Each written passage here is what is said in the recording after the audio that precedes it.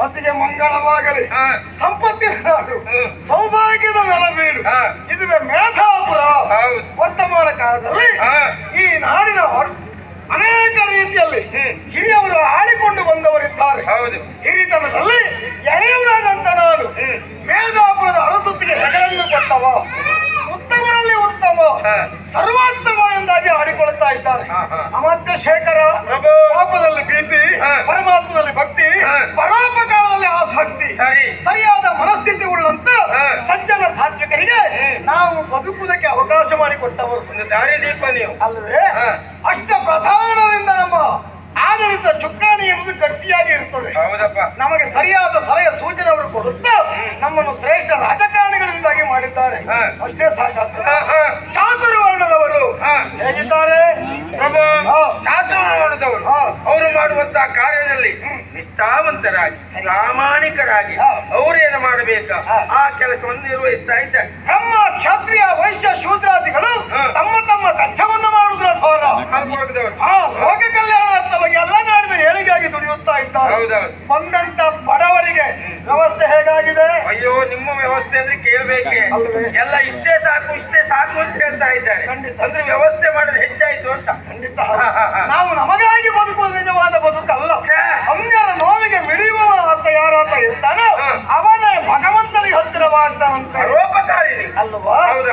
ಪ್ರತಿಯೊಂದು ತನ್ನನ್ನು ಉಳಿದುಕೊಂಡು ಇರುವ ಸ್ಥಳಕ್ಕೆ ಬೆಳಕು ಕೊಡುವ ರೀತಿಯಲ್ಲಿ ನಾನು ಅಧಿಕಾರ ಸೂತ್ರವನ್ನು ಕೈಗೊಂಡಿದ್ದೇನೆ.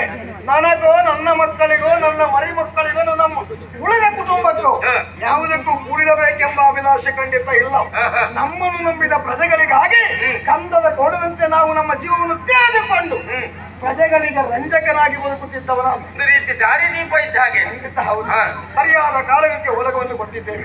ಚರ್ಚಿಸಬೇಕಾದ ವಿಷಯವನ್ನು ಹಿರಿಯರಿಂದ ಚರ್ಚಿಸಲಾಗಿದೆ. ಸಲಹೆ ಸೂಚನೆಯನ್ನು ಪಡೆದಾಗಿದೆ. ಮಾಡಬೇಕಾದ ಕಾರ್ಯವನ್ನು ಮಾಡಿದ್ದೇವೆ. ನಮ್ಮಲ್ಲಿಗೆ ಅದೇನು ವಿಶೇಷ ಇಲ್ಲ ತಾನೇ? ಇವತ್ತಿನ ಒಟ್ಟಿಗೆ ವಿಶೇಷ ಇದ್ದಾಗಿಲ್ಲ. ಸಂತೋಷವೇ ಸರಿ. ಮತ್ತೊಮ್ಮೆ ನಿಮಗೆ ವಂದಿಸುತ್ತಾ ಈ ಸಭೆಯನ್ನು ಮುಗಿಸಿ ಮತ್ತೆ ನೋಡಿಕೊಳ್ಳೋಣ.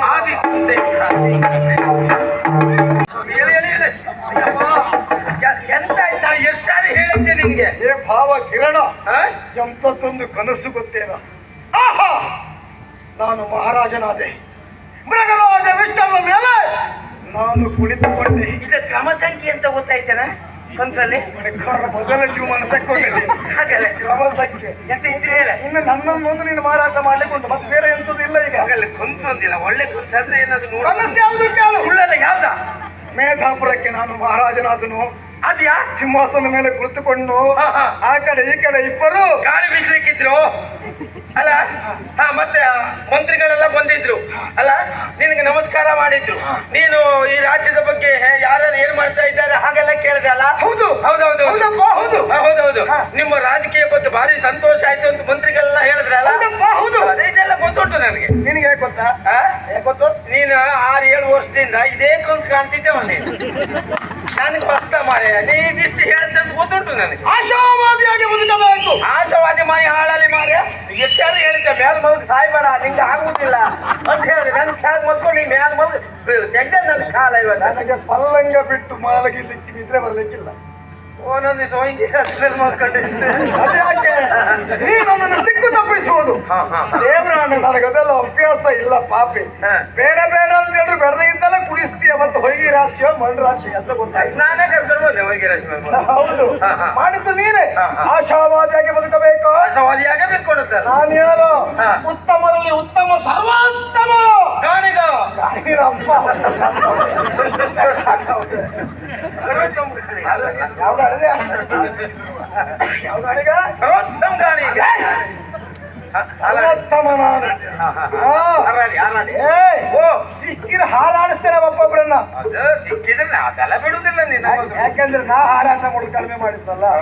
ಮತ್ತೆ ಗೊತ್ತಾಗಿದೆ ಅದು. ಕಿರಣ ಓ ನನ್ನ ಅಕ್ಕನ ಮಗ ನೀನು. ಹೌದಪ್ಪ.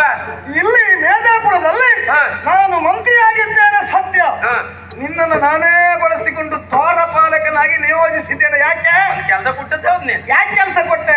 ನಮ್ಮ ಕೆಲಸ ಆಗ್ಬೇಕು ಅಂತೇಳಿ ನಾನು ಈ ಕನಸು ಕಾಣ್ಲಿಕ್ಕೆ ಪ್ರಾರಂಭ ಮಾಡಿ 6-7 ವರ್ಷಗಳೇ ಸಂದಿದ್ದು ಸತ್ಯ. ಕನಸು ನನಸಾಗುವಂತಹ ಕನಸು ಇದು. ನನಸು ನನಸು ಕನಸು ಯಾಕೆ ಗೊತ್ತಾ?